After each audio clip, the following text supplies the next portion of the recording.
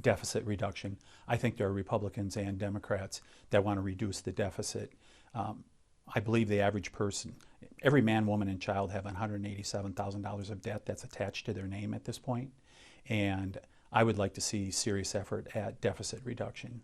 I think that could be a bipartisan issue. We need to balance the books in Washington, D.C., just like families do.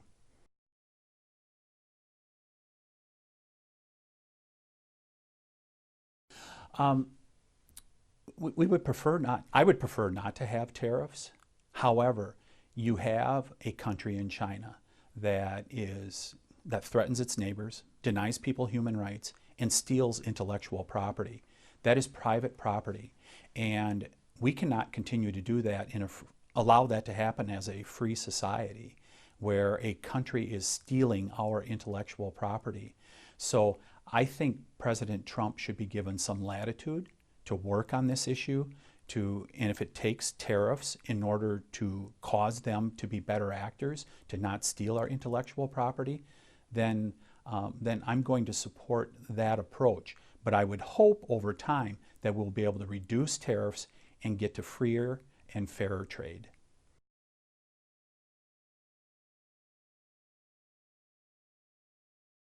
I think Secretary Perdue perhaps could have chosen his words a little more carefully, but I grew up on a dairy farm. We milked 50 cows. I know what it's like to have been on a dairy farm, and I think that there really has to be some. I think President Trump's approach in regards to helping out dairy farms who are caught in the middle of these trade wars, I think is one approach that could be taken. While I'm not crazy about subsidies, I think in this instance, perhaps we need to help them, at least temporarily, to be able to weather the storm.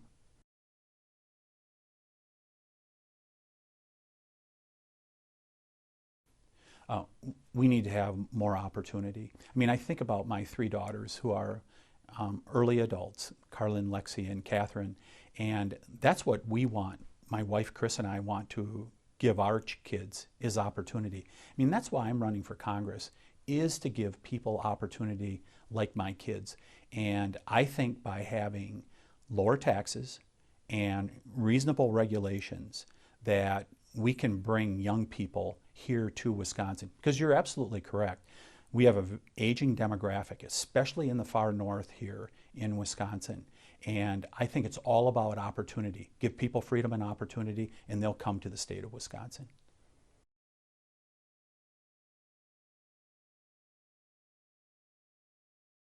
Well, first of all, the Affordable Care Act has not worked. And the proposals that are being put forth by Democrat presidential candidates, where they want to take over the healthcare system, where they have the federal government take over the healthcare system, that is not going to work. And a better solution is to return control to the states, because we've seen it here in the state of Wisconsin, where health insurance has been kept flat, where we have not seen rising health insurance rates.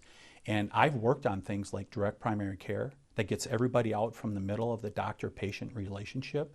I think things like that, direct primary care and additional funding for our nursing homes, as has been done in the state budget, I think those things are all things that work. The solution does not lie in Washington, D.C. In fact, premiums went up and people had fewer choices of doctors after the Affordable Care Act was passed.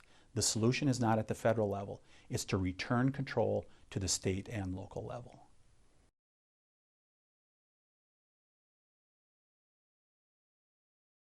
I think that the whole thing of the never-ending wars needs to end, and I do give President Trump some deference in regards to that. He's trying to negotiate our way out of the Middle East, which I think is appropriate. I think that there are countries over in the Middle East that need to take responsibility, including keeping ISIS in check. I mean, remember, President Trump, right after he came into office, he fought ISIS. He said we were going to get them under control, and he's done that.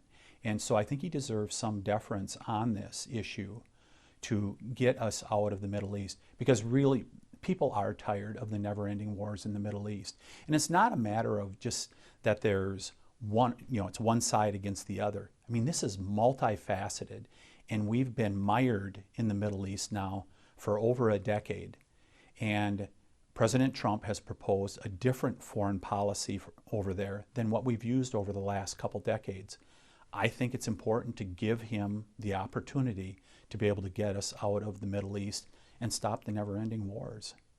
And I'm going to re-ask the second part of that question. Do you believe this sets the Islamic State up for a resurgence?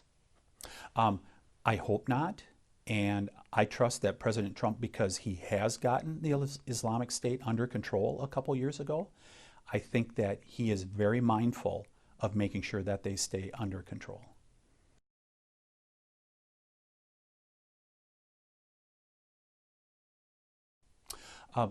As part of an overall resolution to maintaining security at the border, I'm certainly open to any ideas that people would put out. We do have to maintain security at our borders. I mean, it's one of the fundamental functions of the federal government is for us to have a strong defense and also defend our borders. And I think this is an instance where we have to make sure that our borders are defended. And I believe that if there can be an overall resolution to this concern, I'm open to any ideas that people may have. It is important to defend the borders, not just to make, it's not just important to make sure that we know who's going in and out of our country, which is very important, but we have drugs that are streaming across our border that we should be stopping. We have human sex trafficking that goes on across the border. This is really a multifaceted problem, and we do need to get control of, we need to have border security.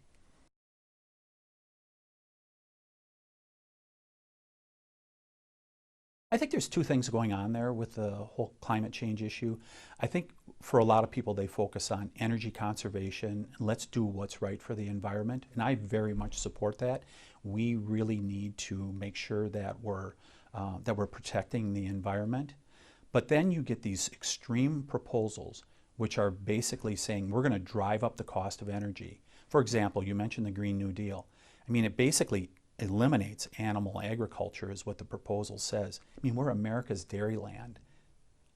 Why would we entertain? I mean, that goes to our way of life here in Wisconsin. I will not support a proposal.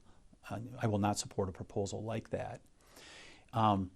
But we went through this a number of years ago where the cost of energy went up. Propane prices went to $5 a gallon a few years ago, if you remember, during the polar vortex. And that put a tremendous strain on family budgets.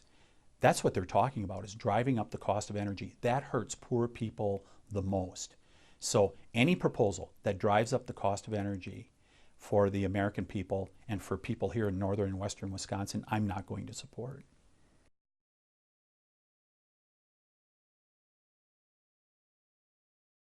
Well, first of all, in regards to the Ukraine, I don't think he asked specifically to investigate a certain person. In the transcripts that I've read, he was asking for review of interference by the Ukraine government in the 2016 election. He was asking for help to be able to investigate that and know exactly what happened. What did the Ukrainian government do in the 2016 election to interfere in the American election? And I think it's appropriate to try to get to the bottom of what the Ukrainian government did in 2016.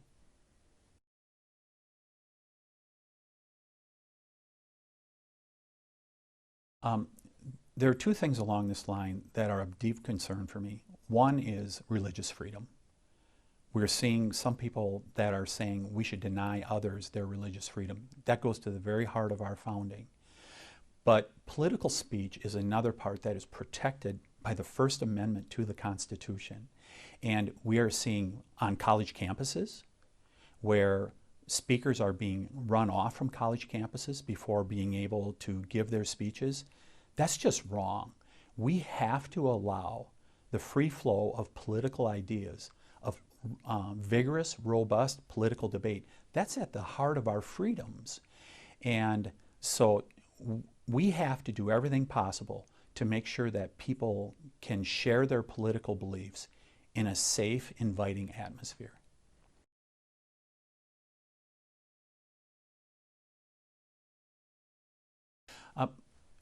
So I think there's a few things that can be done. I mean, I think about instances in the 7th Congressional District. There's a paper mill in this district that had to spend $13 million to build a new smokestack that gave no environmental improvement, zero. And they spent $13 million to do that. That was all as a result of regulations, heavy-handed regulations and red tape by the federal government. That type of thing has to change. And I will put forth a proposal to do that where agencies can't just put forth regulations without doing a cost analysis on them. I think about small businesses. As a result of laws that have been passed at the federal level, it's dried up credit for entrepreneurs and others, what I would call Main Street businesses. And we see our small banks and credit unions not able to offer loans, the lifeblood for entrepreneurs and others that want to start businesses on Main Street. That is something that I would tackle. And then also, we have the federal government weighing in on how we manage wildlife here in the state of Wisconsin.